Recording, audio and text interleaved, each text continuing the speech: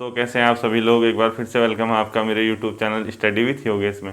आज आप बहुत से लोग सोच रहे होंगे कि सर ने मास्क क्यों लगा दिया ऑनलाइन क्लास में। तो ये सिर्फ आप लोगों के लिए एक मैसेज है कि आप जितने भी लोग वीडियो देखते हैं, मेरी जितने लोग मुझे फॉलो करते हैं, आप मास्क का ज़रूर प्रयोग करना, क्योंकि ये महामारी जो है अब बहुत ज़्यादा, जो सेकंड इसकी वेव है, दूसरी लहर है, बहुत ख़तरनाक साबित हो रही है। तो आप लोग जितने भी हैं, आप सभी लोग मास्क का प्रयोग करना, और अपने फैमिली को भी आप लोगों को क्या करवाना है, मास्क का प्रयोग करवाना है। कोई भी ऐसा इंसान अगर आपको दिखता है जो बिना मास्क के है, आप उसको टोकिए और उससे कहिए कि इसको आपने क्या करना है, मास्क का प्रयोग करना है, ठीक है, ताकि आप भी सेफ रहें, दूसरा भी उससे सेफ रहे, ठीक है। ये सिर्फ एक इंडिकेशन था आप लोगों के लिए कि आपको मास्क का प्रयोग करना है, ठीक है। हम लोग आज देखेंगे इसका द्वितीय विश्व युद्ध, जो पहला जो विश्व युद्ध है उसका हमने क्या देखना है, फैक्ट देखने। तो आप हेडिंग डाल दीजिए तथ्य। इस संडे आपको क्या करना होगा, लाइव क्विज करेंगे हम लोग। अगर सिग्नल वगैरह सही रहेंगे तो पूरा जो आपका परीक्षावाणी है उत्तराखंड की, उसको हमने कंप्लीट करना है, ठीक है। यानी आप लोग परीक्षावाणी तैयार रखे रहना। 4 बजे हम लोग क्या करेंगे, लाइव क्विज में मिलेंगे। और क्योंकि अभी संडे है, कर्फ्यू है, यानी उस दिन पूरा कंप्लीट लॉकडाउन है, तो सभी लोग घर पे होंगे। तो जितने भी हैं आप सब लोग उस पर क्या होंगे, वीडियो मतलब संडे लाइव क्विज में आएंगे, ठीक है। आज आपको कोशिश करना, अगर समझ आता है तो, पॉलिटी के अंदर आपको पंचायती राज सिस्टम पढ़ना है, भारत का, उत्तराखंड का नहीं, सिर्फ भारत का पढ़ना है।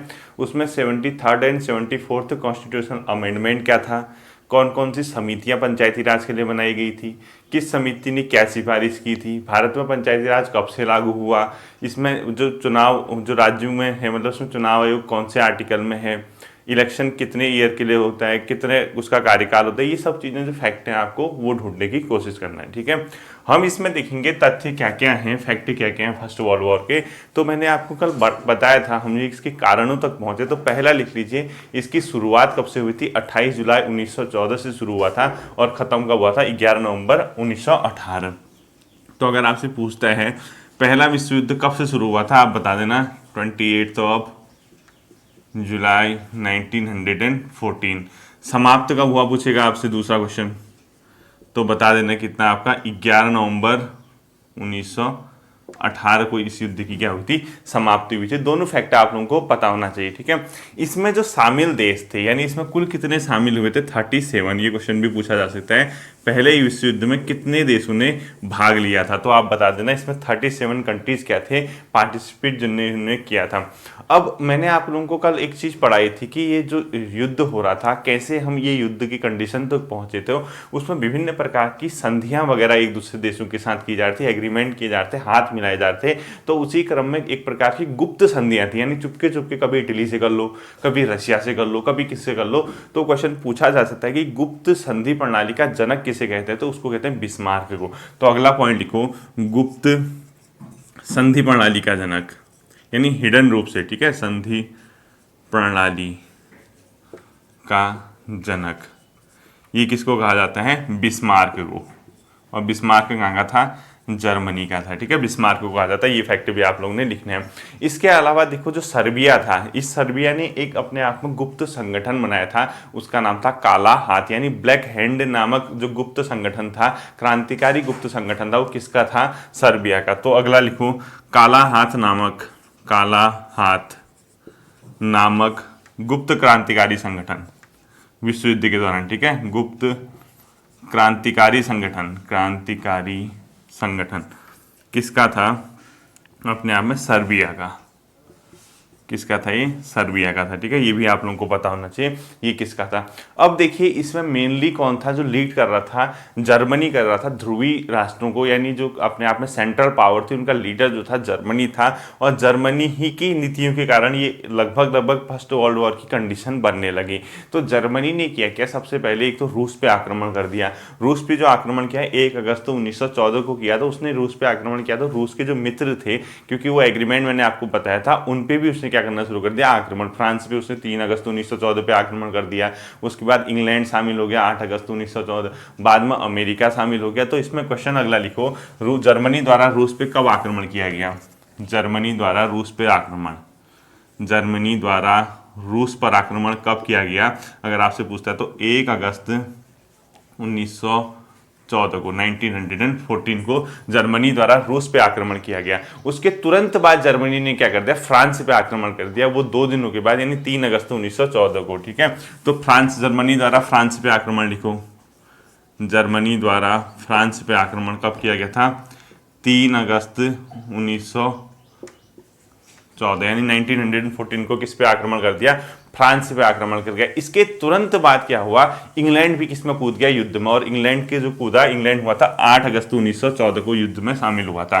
तो अगला पॉइंट लिखो, इंग्लैंड प्रथम विश्व युद्ध में शामिल, इंग्लैंड प्रथम विश्व युद्ध में शामिल, इंग्लैंड प्रथम विश्व युद्ध में कब शामिल हुआ था, 8 अगस्त 1914। ये सबके सब क्या थे, मित्र राष्ट्र थे। ठीक है, इंग्लैंड, फ्रांस, रशिया वगैरह। बाद में क्या किया, अमेरिका भी इसमें शामिल हो गया। और क्वेश्चन ये पूछा जाता है, बहुत बार देखा भी है मैंने, प्रथम विश्व युद्ध के दौरान अमेरिका का राष्ट्रपति कौन था, उसका नाम था वुड्रो विल्सन। तो अगला क्वेश्चन लिखिए, प्रथम विश्व युद्ध के दौरान अमेरिका का राष्ट्रपति कौन था, प्रथम विश्व युद्ध के दौरान अमेरिका का राष्ट्रपति, इंपोर्टेंट कर देना। ठीक है, क्योंकि अमेरिका सबसे पावरफुल ही था तब भी। अमेरिका का राष्ट्रपति कौन था, राष्ट्रपति कौन था, Woodrow Wilson, Woodrow Wilson America का क्या था, राष्ट्रपति था फर्स्ट वर्ल्ड वॉर के समय में। ठीक है, वुड्रो विल्सन कौन था, अमेरिका का राष्ट्रपति था।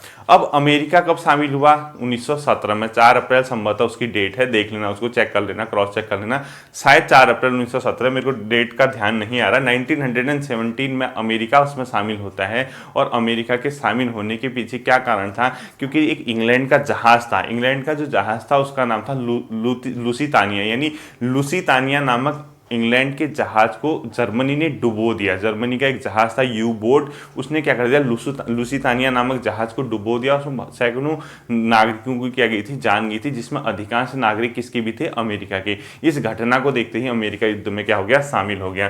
तो अगला क्वेश्चन लिखो, अमेरिका युद्ध में शामिल कब हुआ, अमेरिका फर्स्ट वर्ल्ड वॉर में शामिल कब हुआ, अमेरिका प्रथम विश्व युद्ध में शामिल लिखना 1917। डेट देखना है इसकी, मेरे ख्याल से 4 अप्रैल 1917 ही है। तो आप लोग विकिपीडिया नेट से देख लेना, संभवतः 4 अप्रैल 1917 ही है। अमेरिका शामिल हुआ 1917 में। और इसके शामिल होने के कारण क्या था, कारण लिख लीजिए, अमेरिका के युद्ध में शामिल क्यों हुआ था, इसका कारण लिख लीजिए। एक इंग्लैंड का जहाज था, उसका नाम था लुसीतानिया, लुसीतानिया नामक जहाज को,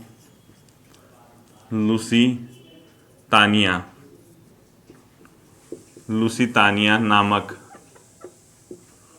जहाज को जर्मनी के जहाज यू बोट द्वारा डुबोने के कारण, जर्मनी के जहाज यू बोट द्वारा डुबोने के कारण, ये जर्मनी का था। और इस लुसीतानिया जहाज में अधिकांश नागरिक कहाँ के शामिल थे, अमेरिका के थे, और उसमें उनकी जान गई थी। तो ये यू बोट नामक जो जर्मनी का जहाज था, उसने क्या कर दिया, अमेरिका को मजबूर कर दिया कि वो भी इस विश्व युद्ध में क्या हो जाए, शामिल हो जाए। ठीक है, अब देखिए बाद में क्या हुआ, रूस की, इसको नोट कर लेना, रूस की क्रांति होगी 1917 में। मैंने आपको बताया था रशियन रेवोल्यूशन हुआ था, रूस की क्रांति हुई, तो रूस युद्ध से क्या हो गया, बाहर हो गया, यानी वहाँ क्रांति होगी। तो अगला क्वेश्चन लिखो, रूस युद्ध से बाहर, रूस युद्ध से बाहर लिखो 1917 में। रूस युद्ध से कब बाहर हुआ, 1917 में। क्यों हुआ, रूस में क्रांति हो गई थी।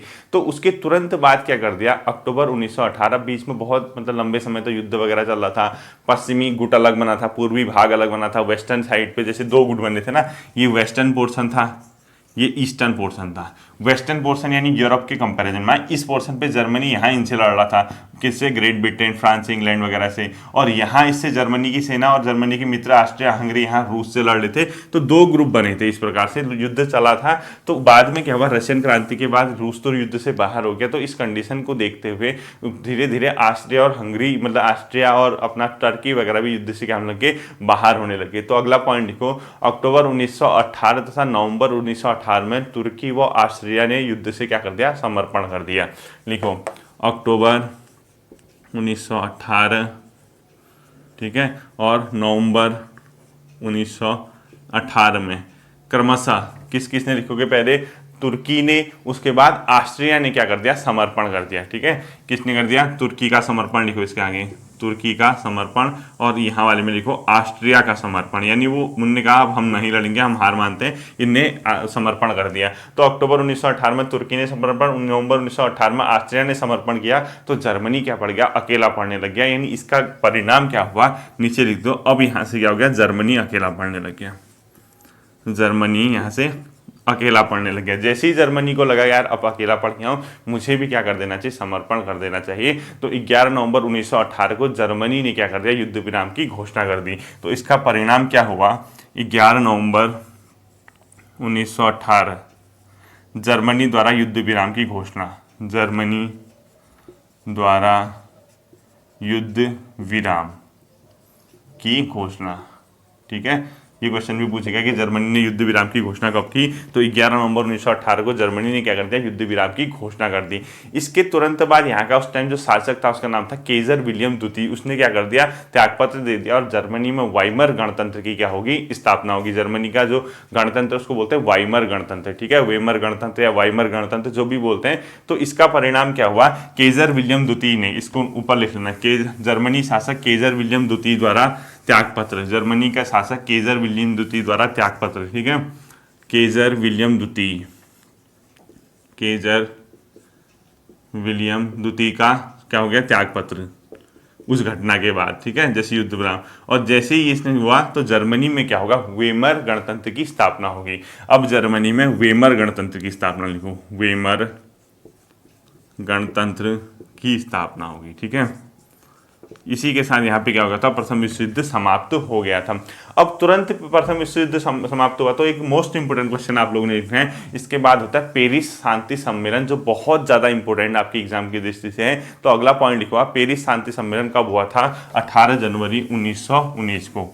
मोस्ट इंपोर्टेंट कर देना इसको, ठीक है। पेरिस शांति सम्मेलन, पेरिस क्या है, फ्रांस में, पेरिस में एक सम्मेलन हुआ, शांति नाम था उसका, ठीक है, शांति सम्मेलन, शांति हेतु, पेरिस शांति सम्मेलन। इसको बहुत इंपॉर्टेंट आप लोगों ने करना है। जो पेरिस शांति सम्मेलन हुआ था वो अपने आप में हुआ था 18 जनवरी 1919 को, ठीक है, ये बहुत इंपॉर्टेंट है। 18 जनवरी 1919 को क्या हुआ था, पेरिस शांति सम्मेलन हुआ था, ये भी आप लोगों को पता होना चाहिए। अब ये पेरिस शांति सम्मेलन में क्या था, किस प्रकार के बिंदु थे, इसमें चार तो बहुत बड़े लीडर इसमें शामिल हुए थे। एक जो था अमेरिका का राष्ट्रपति था वुड्रो विल्सन, इसके अलावा था लॉयड जॉर्ज था, इसके अलावा यहाँ क्लीमसो था, वो सब छोड़ दीजिए, एक ऑरलैंडो था। तो कुछ 4-5 बड़े बड़े नेता इसमें पेरिस शांति सम्मेलन में शामिल हुए थे। तो आप लोग चाहें तो गूगल कर लेना कि पेरिस शांति सम्मेलन के 4 बड़े लीडर कौन थे। उसमें अमेरिका का राष्ट्रपति वुड्रो विल्सन वगैरह थे, 2-3 और मित्र राष्ट्रों के ही बड़े बड़े राष्ट्राध्यक्ष थे, इटली वगैरह का। तो उसमें हमने नहीं देखना है, तो पेरिस शांति सम्मेलन कब हुआ था हमें ये पता होना चाहिए। अब इसका जो उद्देश्य था, क्यों आखिर इसको बनाया गया था, इन लोगों ने फर्स्ट वर्ल्ड वॉर को महसूस किया और इनने कहा कि यार एक ऐसा अंतर्राष्ट्रीय संगठन होना चाहिए, इंटरनेशनल लेवल पे होना चाहिए, जो क्या करे, आपस में एक प्रकार का समझौता स्थापित करे। जैसे आज तक तो कोई इस प्रकार का संगठन है ही नहीं कि किसी प्रकार का वो समझौता स्थापित करे। जैसे वर्तमान समय यूएनओ है, अदर अंतर्राष्ट्रीय संगठन है, तो उस टाइम तक फर्स्ट वर्ल्ड वॉर के टाइम कोई ऐसा इंटरनेशनल ऑर्गेनाइजेशन नहीं था जिसमें सदस्य देश हों, अलग अलग राष्ट्र वहाँ पे शामिल हों और कभी युद्ध जैसी कंडीशन हो तो समझौता करके बात करने, ऐसे कोई संगठन पहले नहीं था। पेरिस शांति सम्मेलन का ही परिणाम हुआ, सबसे पहले किसके, एक अंतर्राष्ट्रीय संगठन की स्थापना हुई जिसका नाम था राष्ट्र संघ की स्थापना। इसी शांति सम्मेलन के बाद राष्ट्र संघ की स्थापना हुई और ये पहला अंतर्राष्ट्रीय संघ माना जाता है क्योंकि यूरोप के बाहर के देश में इसमें थे, ठीक है।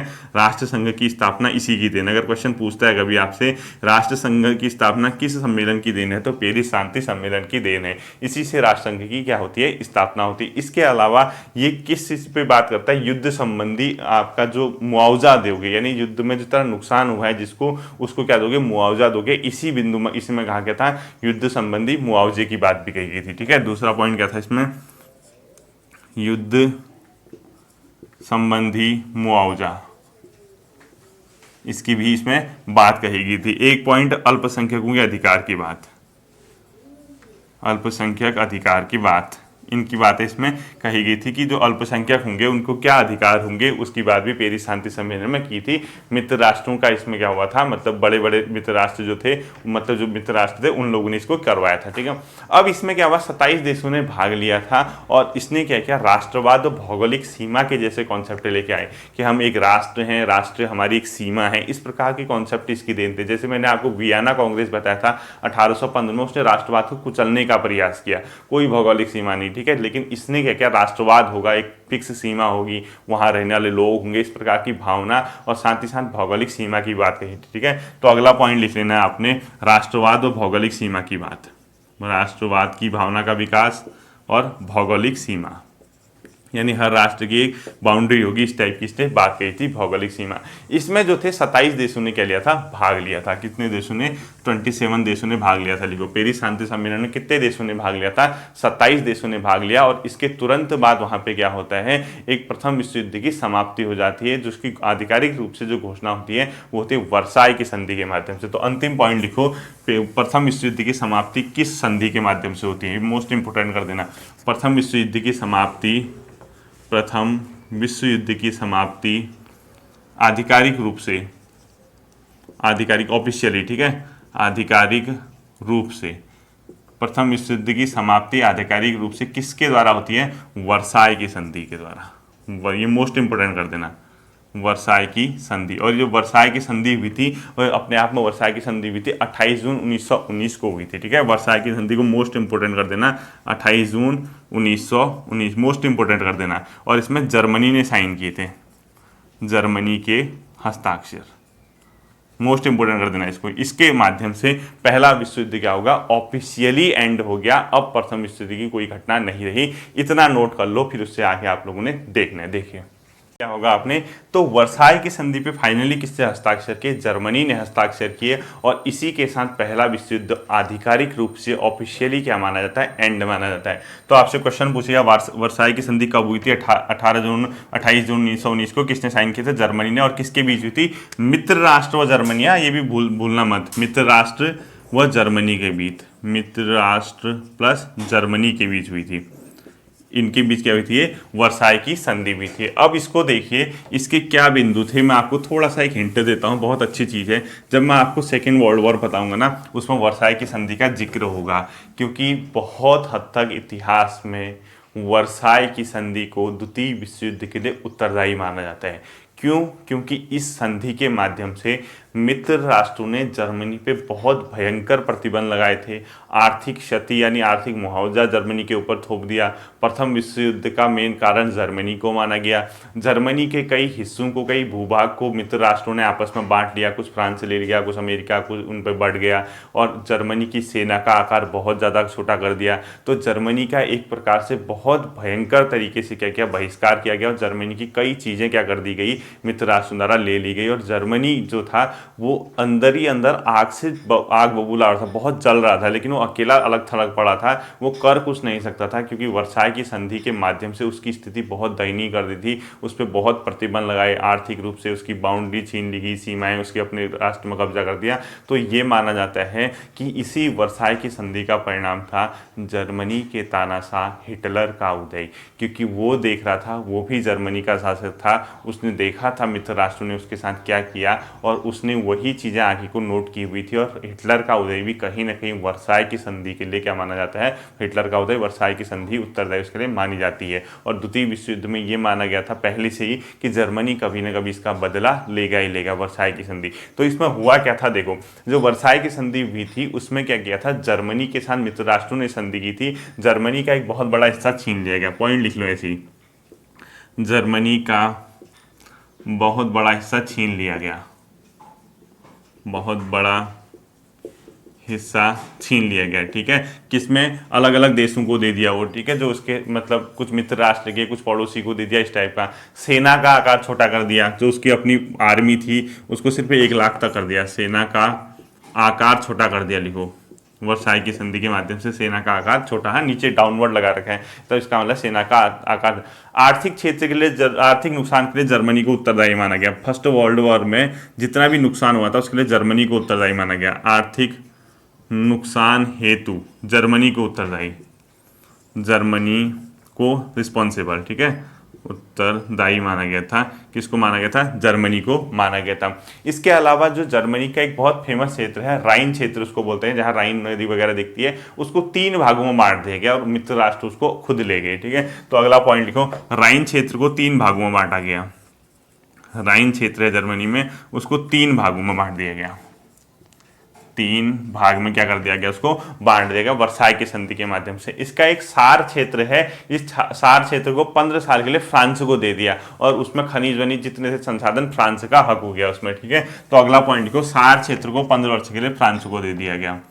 सार क्षेत्र को 15 वर्ष हेतु फ्रांस को दे दिया गया, ठीक है। सार क्षेत्र को 15 वर्ष के लिए किसको दे दिया गया? फ्रांस क्षेत्र को दे दिया गया, वर्साई की संधि। और जो पोलैंड था इसी के बगल में, पोलैंड को समुद्र तक जाने के लिए जर्मनी के बीचों बीच से रास्ता दे दिया गया और एक प्रकार का गलियारा बन गया।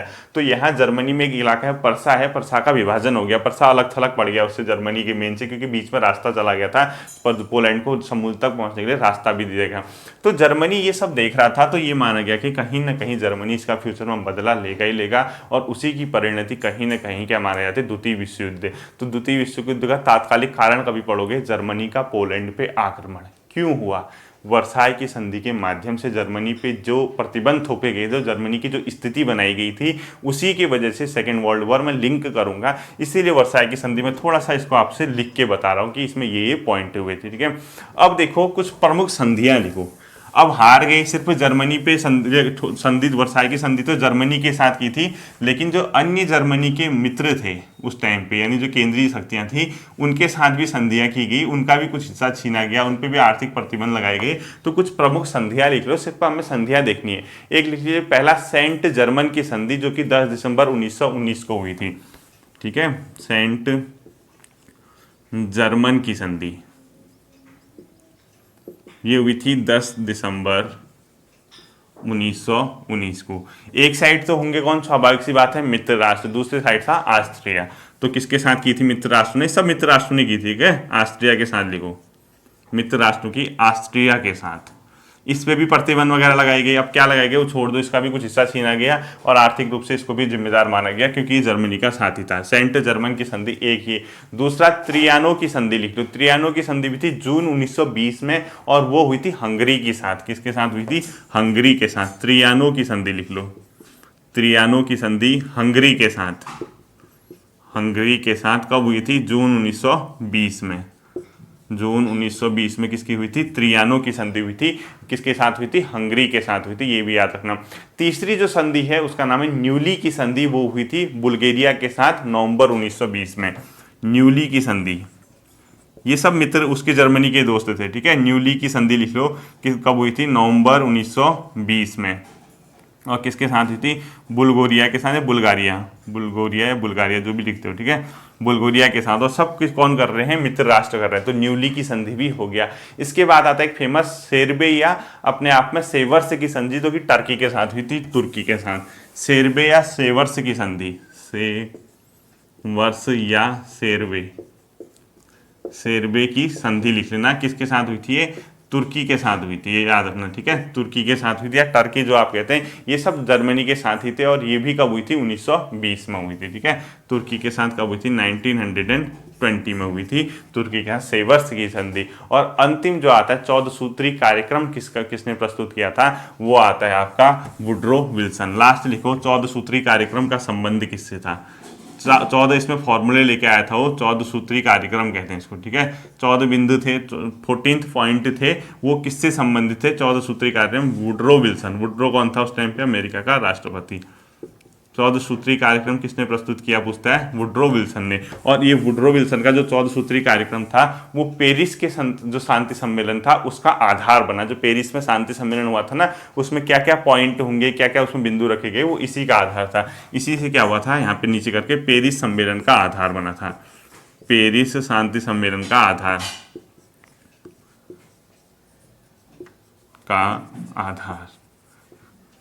ये क्या बना था? अपने आप में 14 सूत्री कार्यक्रम, ठीक है। इतने जो थे आप लोगों के फैक्ट जो थे फर्स्ट वर्ल्ड वॉर से संबंधित थे। उम्मीद करता हूं पहला विश्व युद्ध आपके समझ आया होगा, उससे संबंधित जो तथ्य हैं वो आपके समझ आए होंगे। आप इसको एक बार स्क्रीनशॉट ले लीजिए। फिर मिलते हैं आप लोगों के साथ नए सेशन में। देखना इसको कल मैं आपको कराऊंगा द्वितीय विश्व युद्ध के कारण, और हमारे सिर्फ अब 2 टॉपिक बचते हैं, द्वितीय विश्व युद्ध के कारण और ब्रिटेन के कुछ राजवंश से। उसी के साथ मान के चले 2 3 4 क्लास में हमारा वर्ल्ड वॉर खत्म हो जाएगा। 25 तक हमारा मतलब ये वर्ल्ड वॉर नहीं, वर्ल्ड हिस्ट्री खत्म हो जाएगी 25 तक। ठीक है, फिर मिलता हूं आपके साथ, अपना ध्यान रखिए। Thank you.